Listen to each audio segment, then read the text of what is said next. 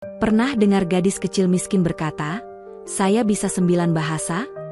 Semua menertawakannya, sampai sesuatu terjadi yang membuat semua orang terdiam. Tulis solawat di komentar, tulis dari kota mana kamu menonton, dan subscribe channel ini. Semoga Allah limpahkan rezeki dan kebahagiaan untuk yang sudah subscribe. Amin. Lampu kristal berkilauan di langit-langit gedung tinggi itu. Musik klasik mengalun lembut, berpadu dengan suara tawa tamu-tamu kaya yang memenuhi aula utama. Di antara gaun berkilau dan jas mahal, seorang gadis kecil berusia 8 tahun berdiri diam di balik pintu kayu besar yang setengah terbuka. Namanya Liana. Matanya menatap kagum ke arah panggung yang penuh balon dan bunga segar. Hari itu adalah pesta ulang tahun anak dari miliuner terkenal, Leonardo Hartawan, pemilik jaringan hotel internasional yang dikenal dengan kemewahan dan kekuasaannya. Namun Liana bukan tamu undangan. Ia datang hanya karena ibunya, Mira, bekerja sebagai pelayan di rumah besar keluarga itu. Sejak pagi, ibunya sudah mengingatkan agar Liana tidak muncul di hadapan para tamu. Tapi rasa penasaran anak kecil itu terlalu besar. Dari celah pintu, Liana memperhatikan anak-anak berpakaian indah sedang bermain sambil tertawa riang. Ada yang membawa hadiah mahal, ada yang makan kue berlapis coklat yang terlihat sangat lezat. Ia menggigit bibir, menahan rasa iri dan kagum yang bercampur jadi satu. Di sisi lain ruangan, Leonardo berdiri dengan senyum lebar, menyapa tamu penting satu persatu. Lelaki itu tampak berwibawa dengan jas hitam dan jam tangan perak berkilau di pergelangan tangannya. Semua orang menatapnya dengan rasa hormat. Sementara itu, Mira yang baru saja selesai membersihkan meja di ruang makan, tersentak ketika melihat Liana diam-diam mengintip dari balik pintu. "Liana, kamu ngapain di situ, Nak?" bisiknya panik sambil menarik tangan anaknya. "Aku cuma mau lihat. Bu, mereka cantik-cantik, bajunya bagus," jawab Liana pelan. Mira menarik napas panjang, lalu menunduk di hadapan putrinya. "Kita bukan bagian dari mereka, sayang. Jangan sampai mereka tahu kamu di sini. Nanti ibu bisa dimarahi." Liana menunduk. Tapi sebelum ibunya sempat membawa pergi, tiba-tiba suara dari pengeras terdengar. "Baiklah, sekarang waktunya pertunjukan kecil dari para tamu cilik kita." Suara pembawa acara bergema. "Siapa yang mau menunjukkan bakatnya hari ini?" Sorak-sorai langsung memenuhi ruangan. Anak-anak mulai melambaikan tangan, beberapa orang tua mendorong anak mereka ke depan. Mira menoleh cepat ke arah panggung, sementara Liana justru menatapnya dengan mata berkilat. "Aku juga punya bakat, Bu," ucapnya pelan. "Liana," suara Mira melemah. Tapi Liana sudah melangkah maju. Kakinya kecil, tapi langkahnya mantap. Ia mendorong pintu perlahan, masuk ke ruangan yang penuh cahaya dan kemewahan. Beberapa tamu menoleh. Ada yang berbisik, ada yang memandang sinis. Namun Liana tidak peduli. Ia berjalan menuju panggung, sementara Mira hanya bisa menatap dari jauh, jantungnya berdegup kencang. Di atas panggung, Leonardo memandang gadis kecil itu dengan heran. "Kau siapa namamu, Nak?" tanyanya ramah. "Liana, Tuan," jawabnya sopan. "Liana, ya. Dan apa bakatmu?" Ruangan mendadak hening. Liana menatap ke arah ratusan pasang mata yang memandangnya. Ia menggenggam ujung bajunya erat-erat, lalu berkata pelan tapi jelas, "Saya bisa 9 bahasa, Tuan." Beberapa orang langsung tertawa kecil. Leonardo tersenyum, tidak yakin dengan apa yang didengarnya. 9 bahasa? Wah, itu hebat sekali. Tapi, kamu yakin? Liana mengangguk pelan. Dan dalam sekejap, suara tawa mulai menggema di sekelilingnya. Tawa para tamu semakin keras. Beberapa anak menutup mulutnya sambil berbisik. Sementara orang dewasa menatap Leonardo seolah menunggu reaksinya. Lelaki itu menyilangkan tangan di dada, menatap gadis kecil di hadapannya dengan senyum menahan tawa. "Baiklah, Liana, kalau kamu memang bisa 9 bahasa, coba tunjukkan satu saja. Bahasa apa yang kamu bisa?" Liana menatapnya tanpa gentar. "Inggris," jawabnya singkat. Leonardo mengangguk. "Silakan." Gadis kecil itu menatap mikrofon di tangannya, lalu berbicara dengan tenang dan lancar. "Good evening, everyone. My name is Liana. I am very happy to be here tonight." Ruangan yang tadi ramai langsung mulai senyap. Ucapannya jelas, pengucapan setiap kata nyaris sempurna. Leonardo sempat mengerjap. Bagus sekali, gumamnya. Tapi ia belum percaya sepenuhnya. Coba bahasa lain, tantangnya dengan nada ringan. Prancis, jawab Liana, lalu tanpa ragu mulai berbicara. Bonsoir à tous. Je suis très heureuse d'être ici avec vous ce soir. Beberapa tamu wanita saling pandang dengan mata membulat.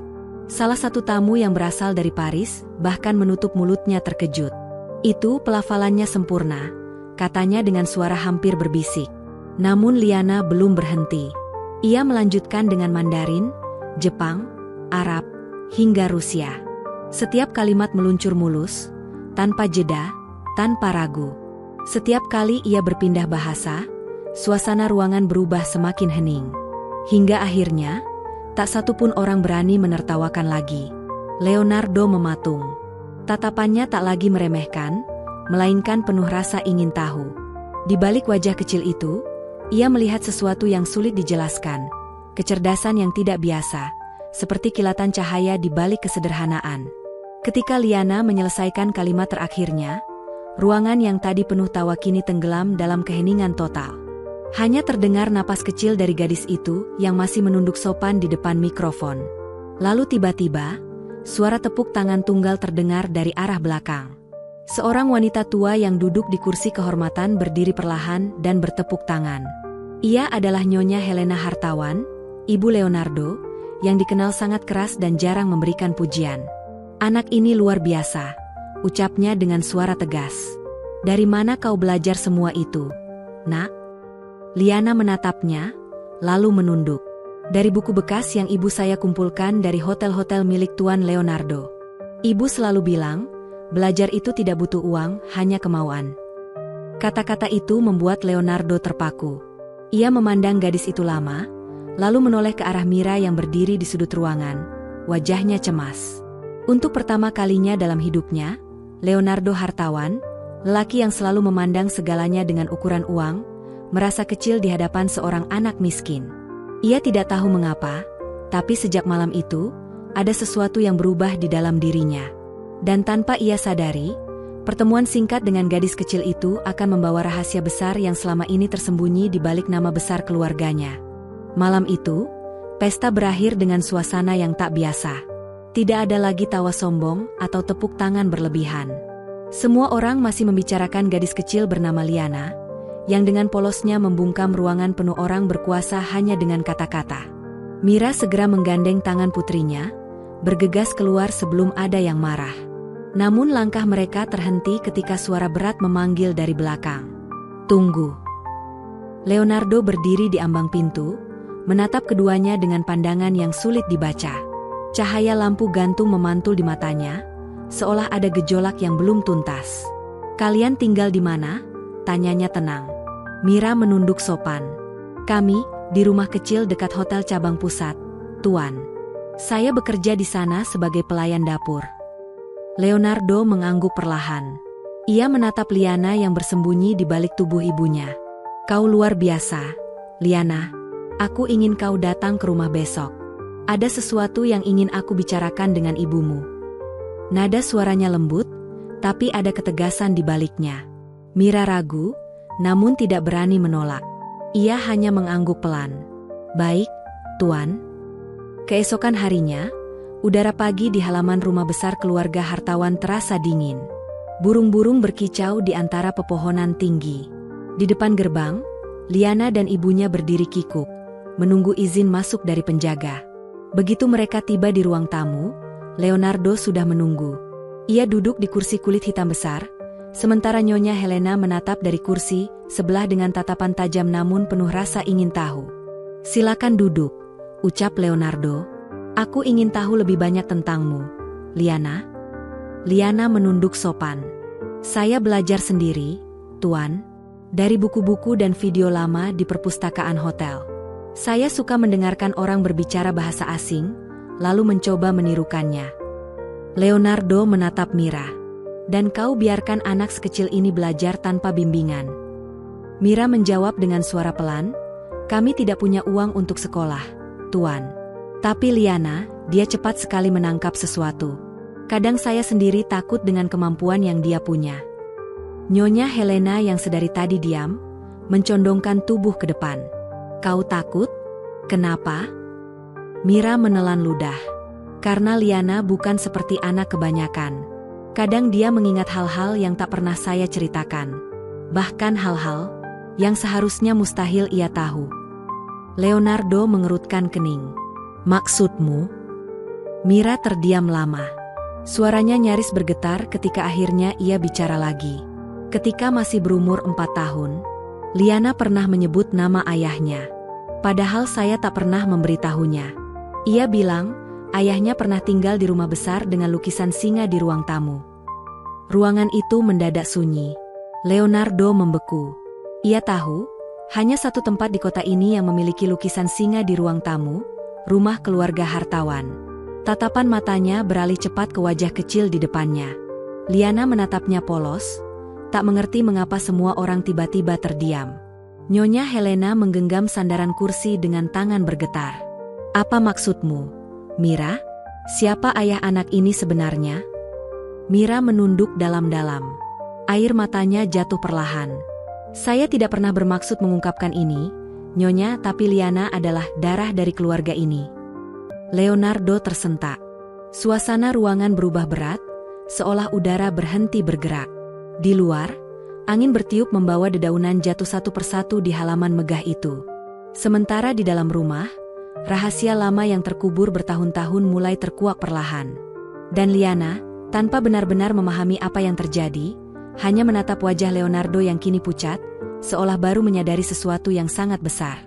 Suara detik jam di dinding terdengar begitu jelas di tengah keheningan ruang tamu besar itu. Nyonya Helena menatap Mira dengan wajah yang menegang, sementara Leonardo masih belum berkata sepatah kata pun. Liana duduk diam di kursi, tangannya menggenggam ujung rok lusuhnya. Ia tak mengerti sepenuhnya, tapi ia bisa merasakan udara di ruangan itu berubah dingin dan menekan. Mira menunduk dalam, lalu berbicara lirih, Tuan Leonardo, 8 tahun lalu, ayah Anda pernah memanggil beberapa staf perempuan dari Hotel Cabang Surabaya untuk membantu acara bisnis. Saya salah satunya. Suaranya bergetar, tapi ia terus melanjutkan. Di malam terakhir sebelum kami pulang, terjadi sesuatu yang tak pernah saya duga.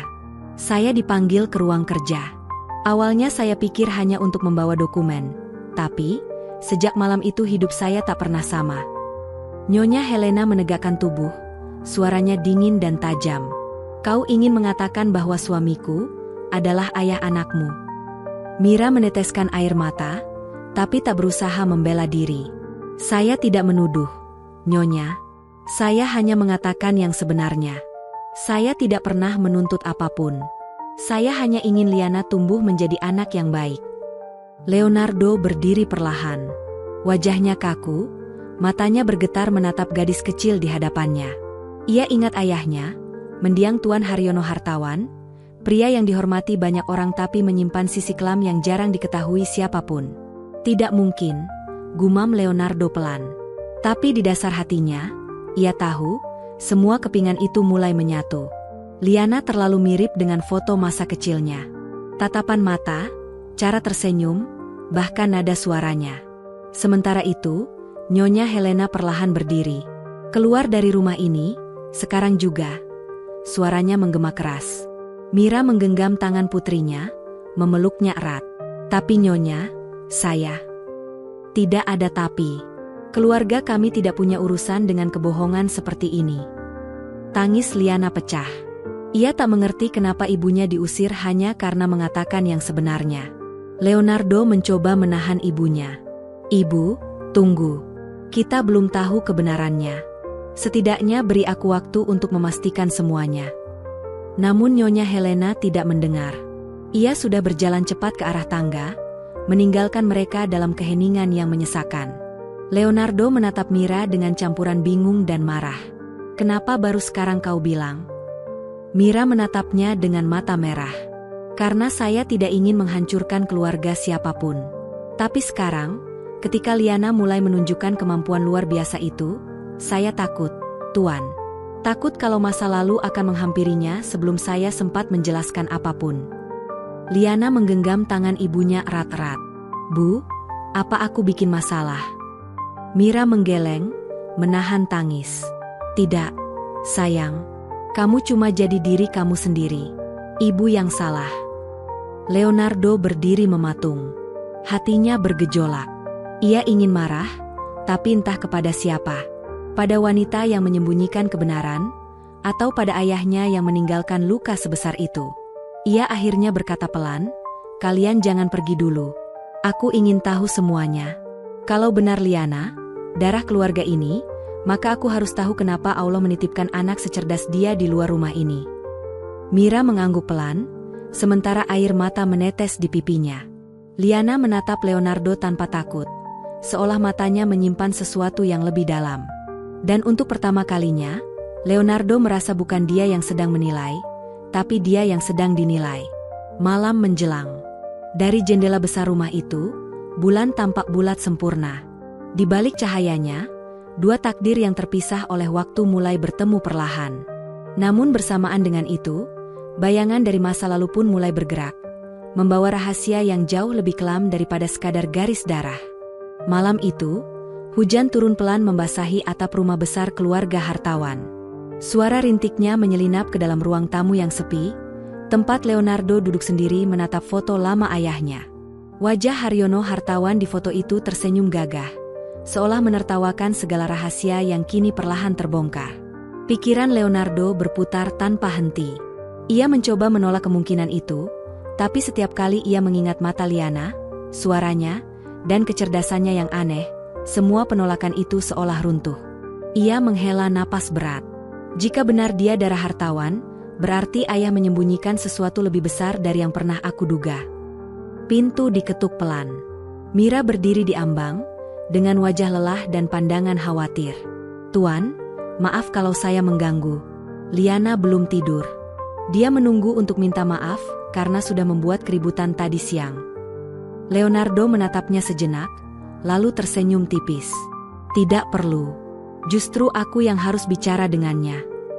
Mereka berjalan menuju kamar tamu di lantai bawah.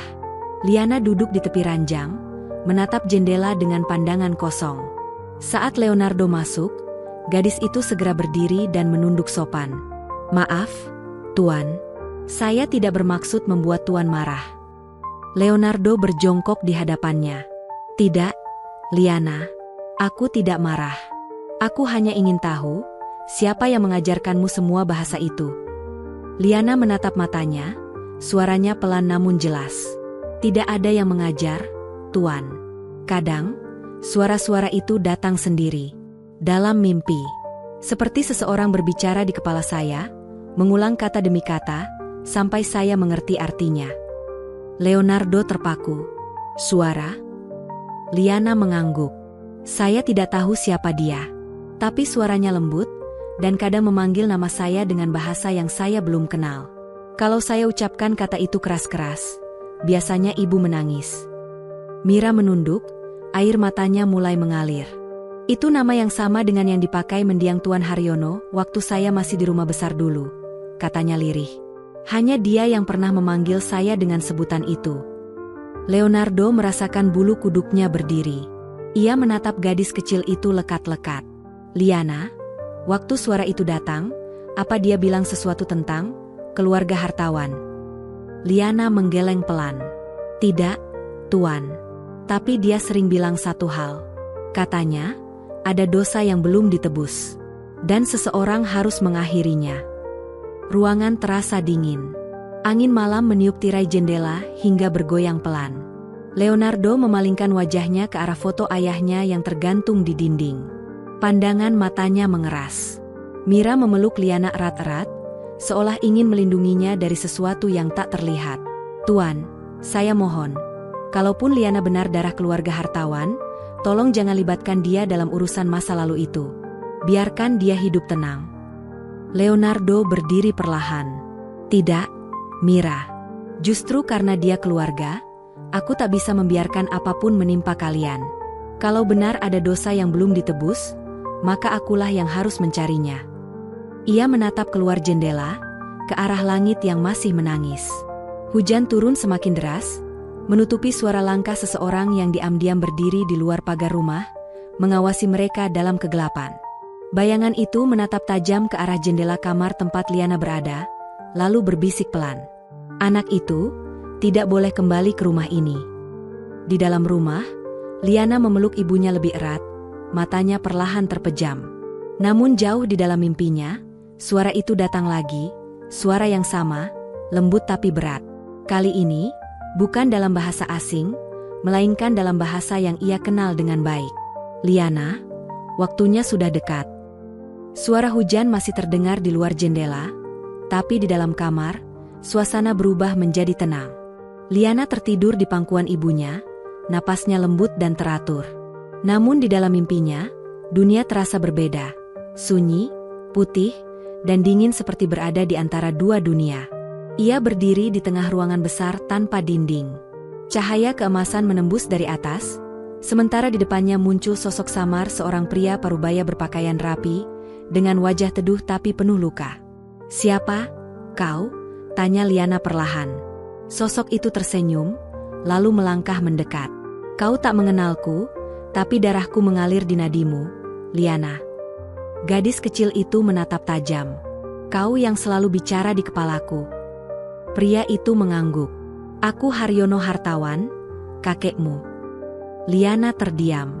Cahaya di sekitar mereka bergetar, seolah waktu berhenti mendengarkan percakapan itu. "Kenapa aku bisa mendengar suaramu?" tanya Liana pelan. "Karena aku belum pergi dengan tenang," jawabnya. "Ada hal yang belum kutebus semasa hidupku. Keserakahanku telah melukai banyak orang, termasuk ibumu." Wajah Liana tampak bingung. "Apa maksudmu?" "Aku membuat pilihan yang salah," ucap Haryono lirih. "Aku mengorbankan orang baik demi menjaga nama besar keluarga. Dan sekarang, kutukan dari dosaku mulai kembali, menghampiri kalian. Kau harus melindungi ibumu, Liana. Dunia akan berbalik melawanmu." Liana menggigit bibir, air mata menetes di pipinya. "Aku hanya anak kecil. Aku tidak tahu bagaimana cara melindungi siapapun." Haryono berlutut di depannya. "Kau lebih kuat dari yang kau pikir. Tapi ingat, kekuatanmu bukan berasal dari darah hartawan, melainkan dari rahmat Allah yang menjaga hatimu tetap bersih." Cahaya di sekitarnya mulai memudar. Liana berusaha memegang tangan sang kakek, tapi sosok itu perlahan menghilang. Sebelum benar-benar lenyap, suaranya bergema sekali lagi. "Cari kebenaran di kamar bawah tanah rumah besar itu. Di sanalah semuanya dimulai." Liana terbangun dengan teriakan kecil. Tubuhnya basah oleh keringat dingin. Mira yang tidur di sebelahnya langsung memeluknya erat. "Ada apa, sayang?" Liana memandang ibunya dengan mata melebar. "Ibu, aku lihat kakek. Dia bilang ada sesuatu di rumah ini, di bawah tanah." Mira membeku. "Bawah tanah?" Sebelum sempat menjawab lebih jauh, pintu kamar tiba-tiba diketuk keras dari luar. Leonardo berdiri di ambang pintu, wajahnya tegang. "Kita harus bicara," katanya cepat. "Aku baru dapat kabar. Seseorang mencoba mengakses arsip lama ayahku di kantor pusat. File itu berisi laporan keuangan tahun 2017, tahun yang sama saat kalian menghilang dari rumah ini, Mira."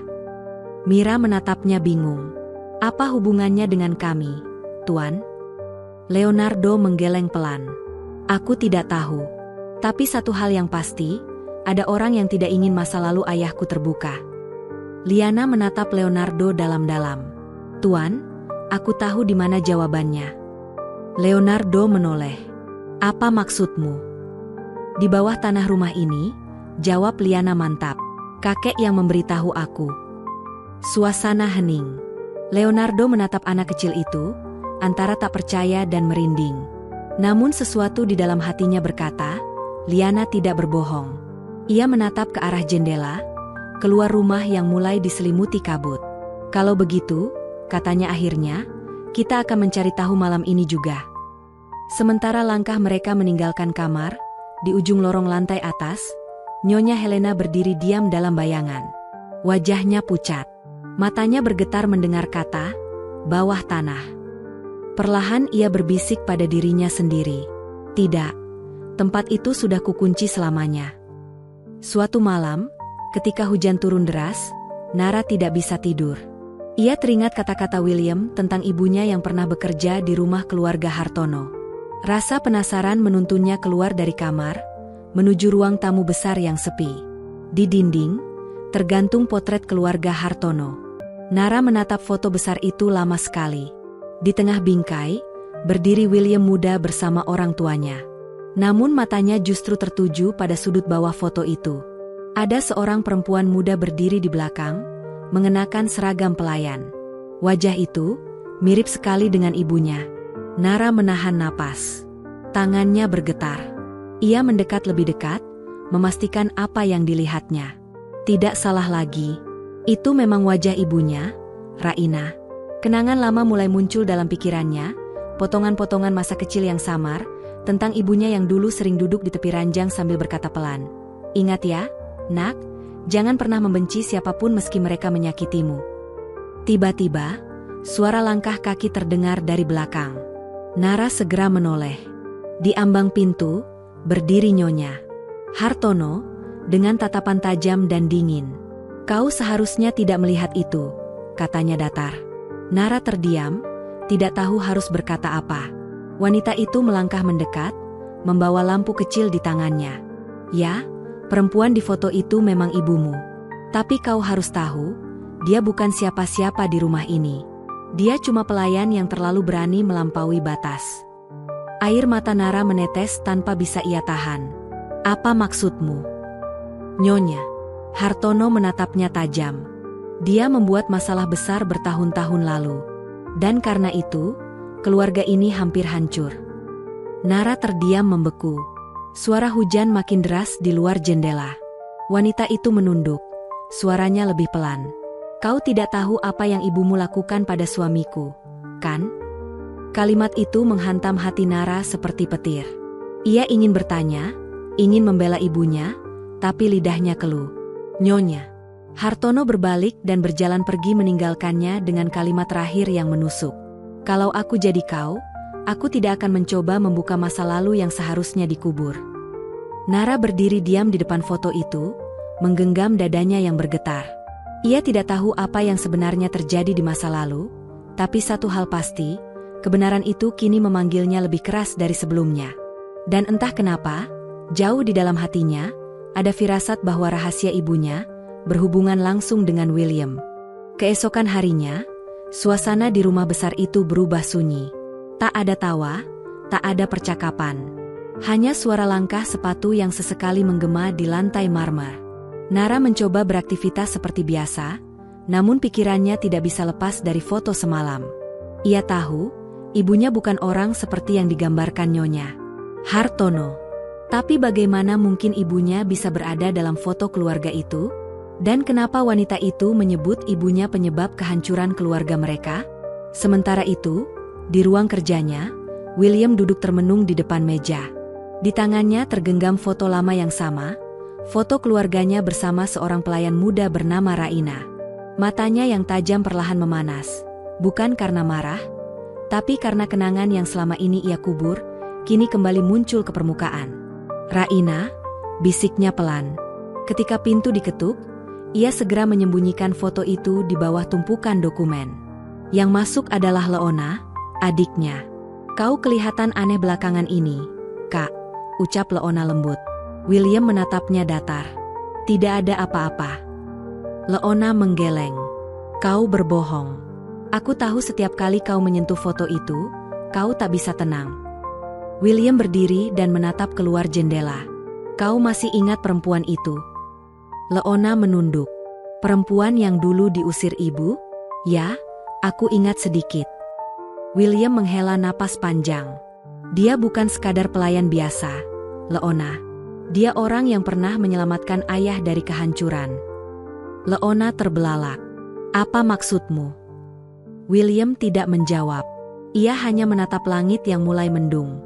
Dalam hatinya, ada sesuatu yang selama ini ia pendam. Sebuah rahasia yang bahkan ibunya pun tidak tahu sepenuhnya. Sementara itu, di kamar kecil di lantai 2, Nara duduk di tepi ranjang. Ia menatap foto ibunya yang selalu ia bawa kemanapun. Ibu, Apa yang sebenarnya terjadi di rumah ini? Bisiknya dengan suara bergetar. Malam itu, Nara mendengar langkah kaki menuju kamarnya. Saat ia menoleh, Leona berdiri di ambang pintu, membawa secangkir teh. "Aku tahu kau bingung," katanya pelan. "Aku juga dulu tidak mengerti apa-apa tentang perempuan itu. Tapi aku rasa, kau berhak tahu." Nara menatapnya penuh tanya. "Tahu apa?" Leona menatapnya lama sebelum berkata, "Tentang bagaimana ibumu dulu membuat ayah kami tersenyum lagi, setelah bertahun-tahun hidup dalam tekanan." Kata-kata itu membuat jantung Nara berdegup kencang. Ia bisa merasakan bahwa cerita sebenarnya jauh berbeda dari yang diceritakan Nyonya Hartono. Namun sebelum Leona melanjutkan, terdengar suara langkah cepat di lorong. Nyonya Hartono muncul tiba-tiba dengan wajah marah. "Leona, apa yang kau lakukan di sini?" Suaranya tajam dan bergetar. Leona menunduk. "Aku hanya ingin bicara." "Cukup," potong ibunya. "Kau tidak tahu apa yang sedang kau buka. Jika rahasia itu terungkap, tidak ada yang bisa menyelamatkan kita lagi." Nara terpaku, hatinya mencengkeram ketakutan dan penasaran sekaligus. Apa sebenarnya yang disembunyikan keluarga ini tentang ibunya? Malam semakin larut. Hujan turun tanpa henti, memantul di kaca jendela kamar Nara. Ia duduk gelisah, memikirkan ucapan Nyonya Hartono dan Leona yang terpotong tiba-tiba. Rasa penasaran kini berubah menjadi kebutuhan. Ia harus tahu siapa ibunya sebenarnya. Ketika semua penghuni rumah telah tertidur, Nara diam-diam keluar dari kamarnya. Langkahnya pelan, hampir tanpa suara. Ia menuju ruang kerja William, tempat ia melihat pria itu sering membawa dokumen dan benda-benda lama keluarga. Pintu sedikit terbuka. Nara masuk dengan hati-hati. Aroma kayu tua dan debu tipis memenuhi ruangan itu. Di atas meja besar, tergeletak map kulit coklat. Ia membuka satu persatu lembaran di dalamnya. Surat-surat lama, laporan keuangan, dan beberapa foto keluarga. Tapi di bagian bawah map, terselip sesuatu yang membuatnya berhenti. Sebuah amplop kuning pudar, bertuliskan dengan tangan. "Untuk William, jika suatu hari kau ingin tahu kebenarannya." Tulisan itu jelas milik ibunya. Nara menutup mulutnya, menahan isak. Ia membuka surat itu perlahan. Lembaran kertas di dalamnya sudah sedikit sobek, namun tulisan masih jelas terbaca. "William, jika kau membaca ini, mungkin aku sudah jauh dari rumah besar itu. Aku tidak pernah bermaksud membuat keluargamu menderita. Aku hanya ingin menyelamatkan ayahmu dari jebakan yang dibuat oleh orang-orang yang menginginkan kehancurannya. Aku tahu, Nyonya Hartono tidak akan pernah memaafkanku, tapi percayalah, semua yang kulakukan demi kebaikanmu dan keluargamu." Tangan Nara bergetar hebat. Surat itu seperti membuka pintu masa lalu yang selama ini terkunci rapat. Ia membaca lagi bagian terakhir. "Suatu hari, mungkin putriku akan datang mencari kebenaran. Jika itu terjadi, tolong lindungi dia sebagaimana dulu aku melindungi kalian." Air mata Nara jatuh tanpa bisa ditahan. Surat itu membuktikan satu hal, ibunya tidak bersalah. Ia adalah korban dari sesuatu yang jauh lebih besar. Tiba-tiba suara pintu berderit. Nara terlonjak. William berdiri di ambang pintu, dengan ekspresi terkejut melihat amplop di tangan Nara. "Di mana kau dapatkan itu?" Suaranya berat dan bergetar. Nara tidak menjawab. Ia hanya menatap William dengan mata penuh air. "Itu surat dari ibuku," katanya lirih. William berjalan mendekat perlahan, menatap surat itu seolah melihat hantu dari masa lalu. "Aku kira surat itu sudah hilang," gumamnya pelan. Lalu tanpa diduga, ia berkata dengan suara rendah namun penuh penyesalan. "Jadi kau, anak dari Raina?" Nara mengangguk pelan. "Ya, dan aku datang bukan untuk menuntut apapun. Aku hanya ingin tahu kebenarannya." William memejamkan mata sejenak, lalu berbisik lirih. "Kalau begitu, bersiaplah, Nara. Karena kebenaran itu tidak seindah yang kau harapkan." Suara petir menyambar keras di luar, membuat lampu ruangan berkedip. Dalam cahaya redup itu, William menatapnya dengan wajah tegang, seolah sebentar lagi, semua rahasia keluarga Hartono akan terbuka satu persatu. Hujan masih mengguyur deras di luar, ketika Nara dan William berdiri berhadapan di ruang kerja yang diterangi cahaya lampu meja. Wajah William tampak tegang, seolah sedang berperang dengan masa lalunya sendiri. Ia menatap surat di tangan Nara lama sekali sebelum akhirnya berkata pelan, "Aku tidak pernah melupakan ibumu." Nara tertegun, tidak percaya dengan apa yang baru ia dengar. William berjalan ke arah jendela, menatap derasnya hujan yang turun di halaman rumah. "Saat aku masih remaja, ibumu adalah satu-satunya orang yang memperlakukan aku seperti manusia. Bukan pewaris keluarga, bukan anak kaya yang dijauhkan dari dunia luar. Dia mengajariku bahasa, bukan cuma bahasa negara lain, tapi bahasa hati." Ia menoleh pelan. "Kau tahu kenapa aku tertawa waktu pertama kali kau bilang bisa 9 bahasa?" Nara menatapnya dalam diam. William tersenyum tipis, namun senyum itu lebih mirip luka. "Karena ibumu dulu juga begitu. Dia bisa berbicara dalam banyak bahasa, dan setiap kata yang diucapkannya selalu punya makna." Nara menunduk, dadanya bergetar. "Jadi benar, ibuku bekerja di sini?" William mengangguk perlahan. "Ya, tapi yang tak kau tahu, dia diusir bukan karena kesalahan. Dia disingkirkan karena tahu rahasia yang seharusnya tidak diketahui siapapun." Nara menatapnya tajam. "Rahasia apa?" William menarik napas panjang, lalu menatapnya lurus-lurus. "Tentang kematian ayahku." Kata-kata itu membuat waktu seolah berhenti. Hujan, angin, dan suara detak jam terdengar bersamaan, menciptakan ketegangan yang menusuk. "Seminggu sebelum ayahku meninggal," lanjut William pelan, "ibumu menemukan dokumen perusahaan yang membuktikan ada penggelapan besar. Ibu kami menandatangani semuanya tanpa sepengetahuan ayah. Dan saat kebenaran hampir terbongkar, ayahku tewas dalam kecelakaan yang sampai hari ini dianggap tak sengaja."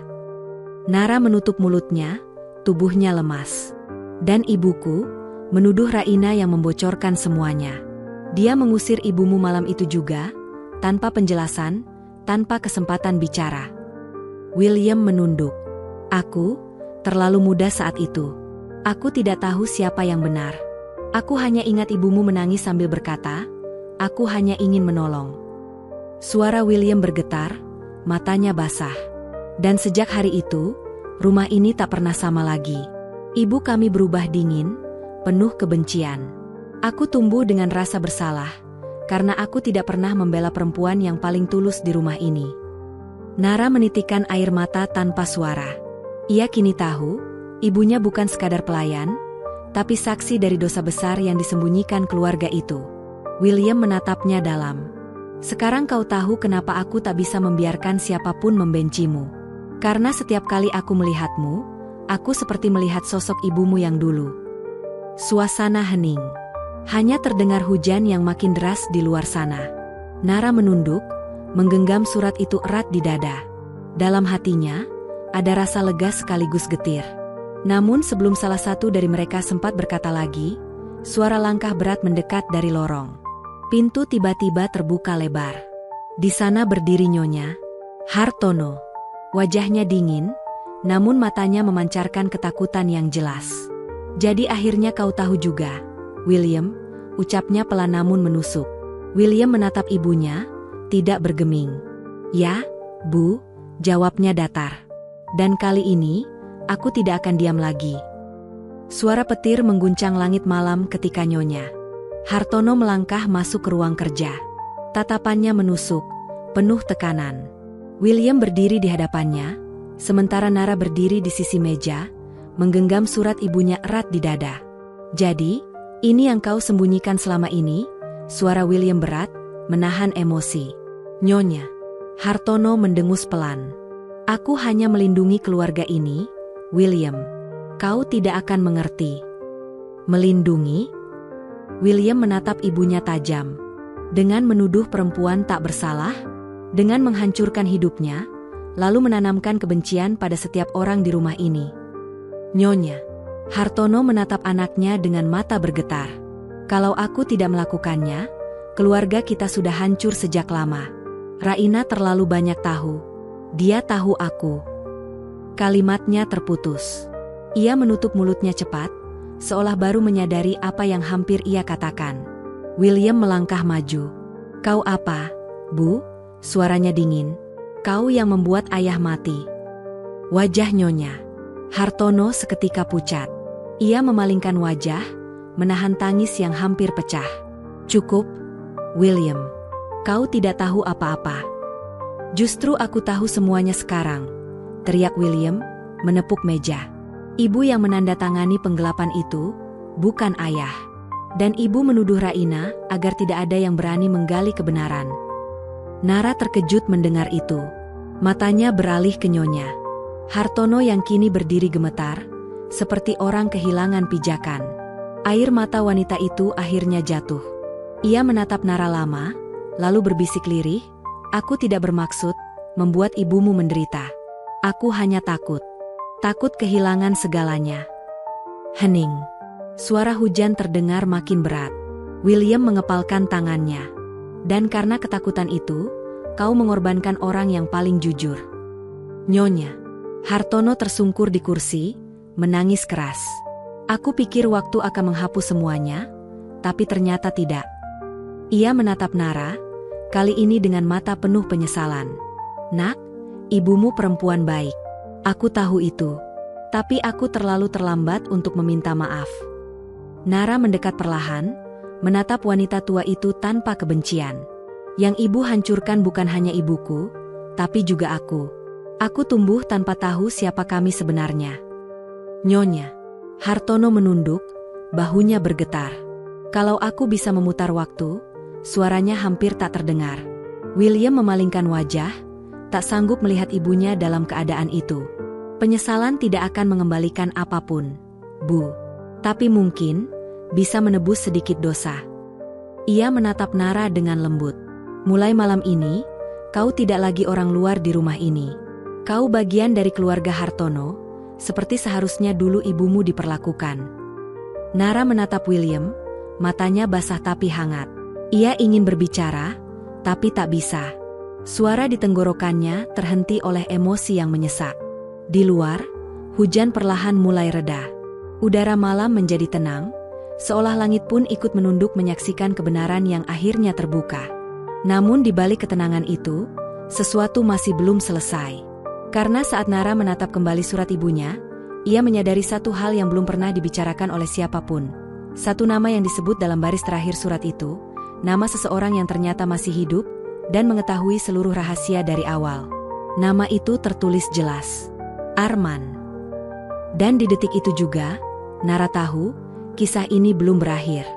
Fajar menyingsing pelan di atas rumah besar keluarga Hartono.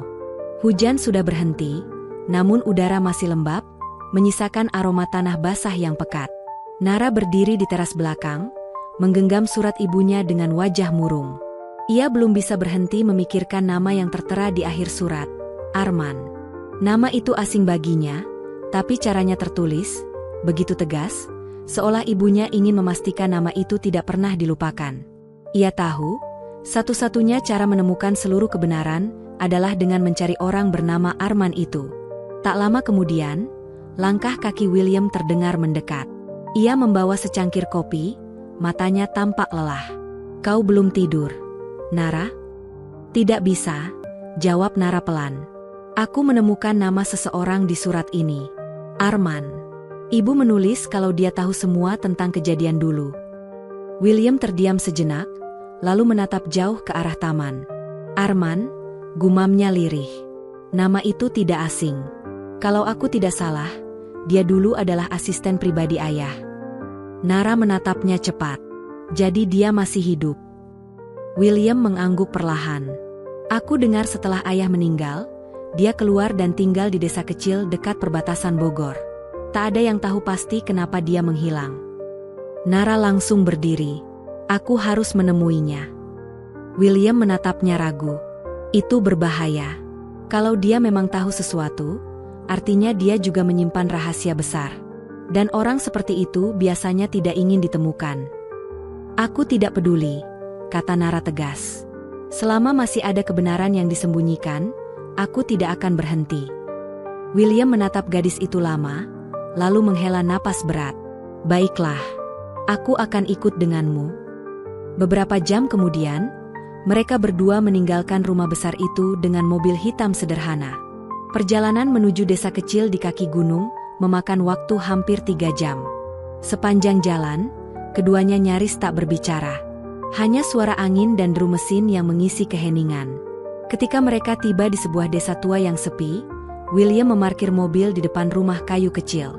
Seorang lelaki tua duduk di kursi bambu, menatap mereka dari kejauhan dengan mata yang waspada. "Arman," panggil William perlahan. Lelaki itu menatap lama, lalu bangkit berdiri. "William Hartono," suaranya serak, namun jelas mengenali. "Aku sudah menunggumu sejak lama." Nara menatap William kaget, sementara William sendiri tampak bingung. "Menungguku?" tanya William pelan. Arman mengangguk pelan, lalu menatap Nara. "Dan kau pasti anak dari Raina?" Nara membeku di tempatnya. "Bagaimana kau tahu?" Arman tersenyum getir. "Karena ibumu memintaku menulis surat itu bersamanya. Aku saksi terakhir dari semuanya." Hening panjang mengisi udara. William menatap lelaki tua itu dalam-dalam. "Kalau begitu, jelaskan semuanya. Aku ingin tahu siapa sebenarnya yang menyebabkan kematian ayahku." Arman menarik napas panjang, lalu berkata pelan namun tegas, "Kematian ayahmu bukan kecelakaan, William. Itu pembunuhan."